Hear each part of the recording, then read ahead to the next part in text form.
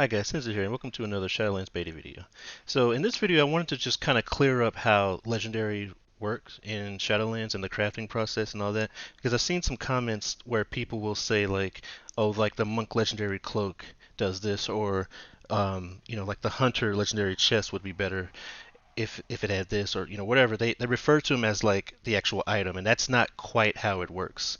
So the legendary effects, the legendary thing does have crafting, but it's not just one piece. So like this is I'm gonna go and take Enhancement Shaman for an example. Here's a belt that gives me the chance to drop Wind Fury Totem. Will give me a 100% chance to increase Wind Fury. That's not just a legendary belt. So I will go ahead and just give you an example. I'm not going to go through all of them, but I will show you.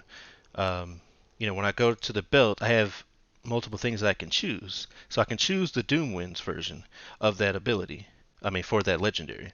Now, another one that works for that Doom Wind is called Doom Winds, and that works for belts, and it also works for helmet.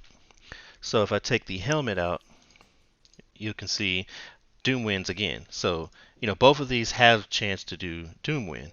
And from what I have seen, since Shaman have all their legendaries, and I've looked through enhancement and general legendaries, it seems that each legendary effect will be able to be used on two different items.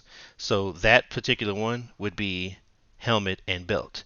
And this is important because, again, these base items here, in order to craft them, you have to have this base item. And this base item is crafted by a profession. So as a shaman player, you're going to use like a helmet and belt, for instance. That is armor only. It's mail armor, and it can only be crafted by a leather worker. So if that's the specific legendary that you want, you would need a leather worker. You'd either have to do it yourself or get another leather worker to do it for you to craft that base item in order to put that legendary effect on. Whereas if you wanted something from like a ring or a necklace, that would be a jewel crafter. So you would need a jewel crafter to put that on, like say the Bloodlust one.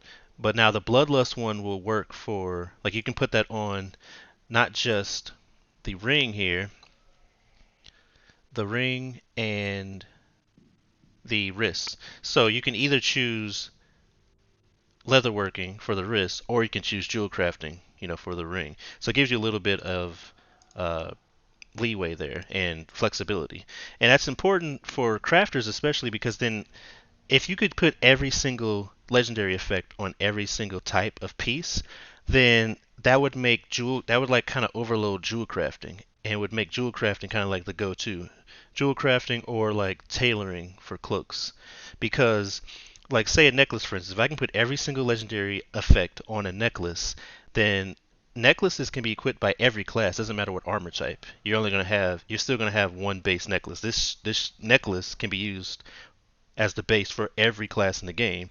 Therefore, a jewel crafter can be able to just make a bunch of necklaces and give that to every class. Whereas, a leather worker would only be able to give that to um, people that wear leather. So it would be imbalanced if they did it that way. And it also gives you a little bit more flexibility and thought when you're thinking of your items. So like let's go back to the Wind Fury Totem example. Helmet and waist, right? If that's the one that you want, then you have to keep that in mind when you're getting gear, when you're planning out your gear and all that stuff. If you know that you're going to want either a helmet or a belt, that's going to be one of the slots that at least one of those slots you're going to want to preserve, and you're not going to want the pieces on that other, slot. Another thing would be maybe you have a bunch of good gear, some high level gear in a bunch of slots, but like let's say you wanted this legendary, but you have like really low risks.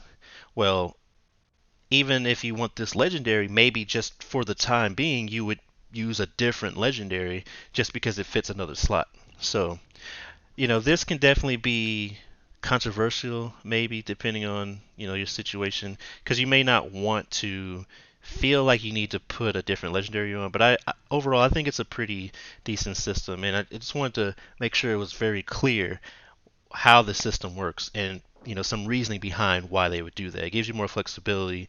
It makes sure that all crafting professions can be equal, but there'll still probably be a lean towards a specific profession depending on what legendary you're trying to get. So it's more of a individual choice. And you'll have to just look at all the legendaries and see which effects are on each one. And I'll make sure that going forward, when I talk about the legendaries, I'll also mention which pieces of gear you can put each legendary effect on, because that is going to directly affect your choice on like what you're going to plan on doing, whether it be your professions, whether your friends or guild mates professions, or what kind of materials you're going to be gathering. Because if there's a big if it's like lopsided towards jewel crafting, then maybe you're going to want to do mining. You see what I mean? So yeah, hopefully that cleared up exactly how the legendary crafting works, the items that are needed, and how it's not on just one piece, it's on two different pieces. So you have a little bit of choice there. So if you liked the video, please give a like and subscribe for future videos. And as always, thanks for watching.